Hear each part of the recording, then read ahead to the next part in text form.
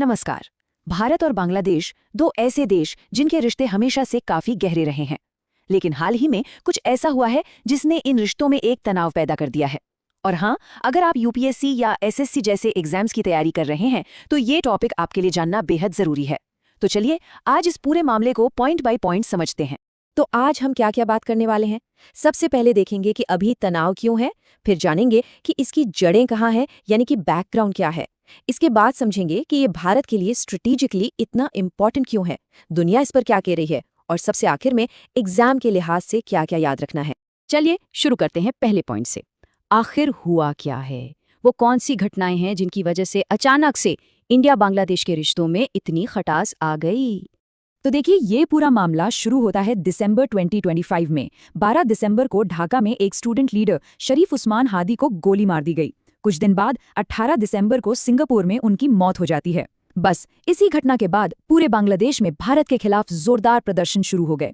माहौल बहुत तनाव वाला था और इसी बीच मेमन सिंह में एक माइनॉरिटी कम्युनिटी के लड़के दीपू चंद्र दास की पीट पीट कर हत्या कर दी गई। अब इन घटनाओं को देखते हुए भारत ने 21 दिसंबर को चटगांव में अपनी वीजा सर्विसेज रोक दी और फिर ठीक 2 दिन बाद बांग्लादेश ने भी जवाब में नई दिल्ली और अगरतला में अपनी वीजा सर्विसेज को सस्पेंड कर दिया।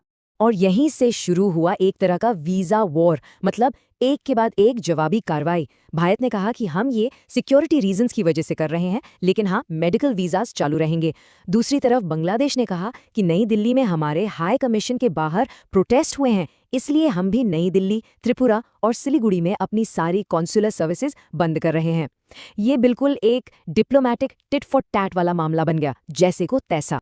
लेकिन सवाल यह है कि जिन रिश्तों को इतना मजबूत माना जाता था, उनमें अचानक इतनी कड़वाहट आई कहाँ से। जाहिर है ये जो कुछ भी हो रहा है ये सिर्फ सतह पर दिख रहा है, असली वजह थोड़ी गहरी है।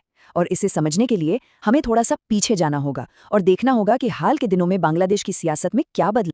तो आज हम जो तनाव देख रहे हैं ना, उसकी जड़ें 2024 में हुए एक बड़े पॉलिटिकल शिफ्ट में छिपी हैं।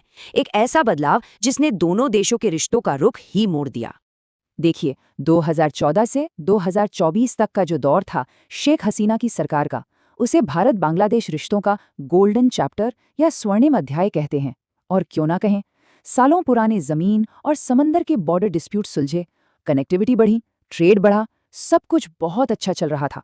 लेकिन 2024 में अंतरिम सरकार आई और सब कुछ बदलने लगा। नई सरकार ने भारत से थोड़ी दूरी बनाई और चीन पाकिस्तान के करीब जाने लगी। इसका नतीजा क्या हुआ? अखौरा अगरतला रेल लिंक जैसी इंपॉर्टेंट प्रोजेक्ट्स रुक गईं और रिश्तों में वो गर्मजोशी नहीं रही। तो अब आते हैं इस सवाल पर कि बांग्लादेश में जरा सी भी हलचल होती है तो भारत की चिंता क्यों बढ़ जाती है, और खासकर हमारे नॉर्थ ईस्ट के लिए बांग्लादेश इतना जरूरी क्यों है। सबसे पहली बात, बॉर्डर। भारत और बांग्लादेश के बीच 4096 किलोमीटर लंबा बॉर्डर है। ये भारत का किसी भी देश के साथ सबसे लंबा लैंड बॉर्डर है। अब आप सोचिए, इतने बड़े बॉर्डर पर शांति बनाए रखना, इलीगल एक्टिविटीज को रोकना, ये भारत की इंटरनल सिक्योरिटी के लिए कितना ज्यादा जरूरी है। और अब देखिए भारत के नक्शे का ये हिस्सा, ये जो पतला सा रास्ता दिख रहा है ना, इसे कहते हैं सिलीगुड़ी कॉरिडोर या चिकन नेक। ये कुछ जगहों पर सिर्फ 22 किलोमीटर चौड़ा है और यही वो इकलौता जमीनी रास्ता है जो मेन इंडिया को हमारे नॉर्थ ईस्टर्न स्टेट से जोड़ता है। अब जरा देखिए, बांग्लादेश की लोकेशन ठीक इसके बगल में है। बस यही वजह है कि ये इलाका भारत के लिए स्ट्रेटेजिकली बहुत बहुत ज्यादा सेंसिटिव है। कनेक्टिविटी की बात करें तो ये नंबर्स देखकर आप खुद समझ जाएंगे। अगर किसी को कोलकाता से अगरतला सड़क से जाना है तो चिकन नेक से होते हुए करीब करीब 1650 किलोमीटर का सफर करना पड़ता है, लेकिन अगर बांग्लादेश के थ्रू जाएं तो यही दूरी सिर्फ 350 किलोमीटर रह जाती है। जरा सोचिए कितना समय, कितना पैसा बचता है। ये नॉर्थ ईस्ट के डेवलपमेंट की चाबी है। और ये जो पॉलिटिकल शिफ्ट हुआ है, इसने पिछले 10 साल की मेहनत पर लगभग पानी फेर दिया है। अखौरा अगरतला रेल लिंक जैसा इंपॉर्टेंट प्रोजेक्ट बंद हो गया। मैत्री, बंधन, मिताली, ये सारी ट्रेनें कैंसिल हो गईं। फेनी नदी पर बना मैत्री सेतु, जिससे त्रिपुरा सीधा चटगांव पोर्ट से जुड़ जाता, वो भी रुका हुआ है। और चटगांव मोंगला पोर्ट्स को यूज करने की बात, उस पर भी अब एक क्वेश्चन मार्क लग गया है।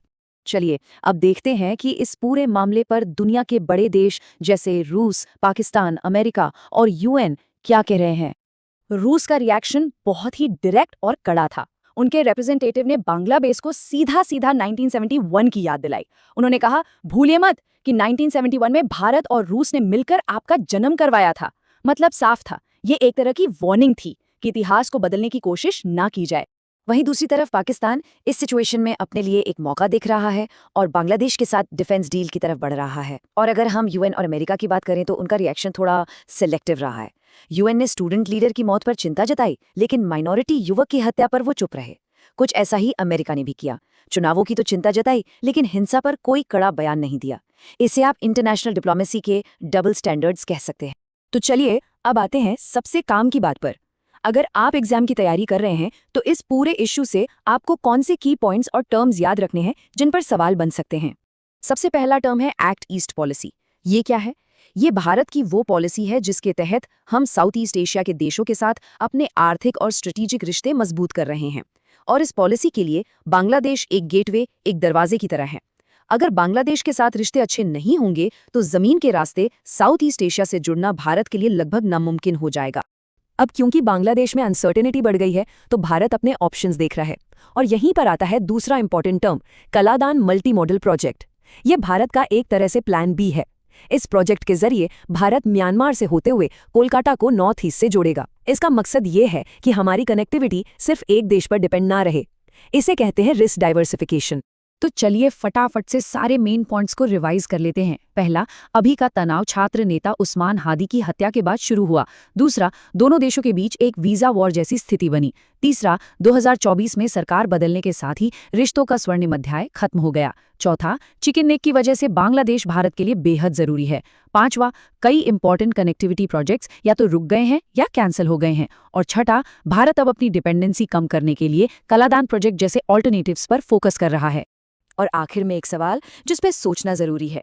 Geography is important. भूगोल जरूरी है, पर क्या वही सब कुछ है?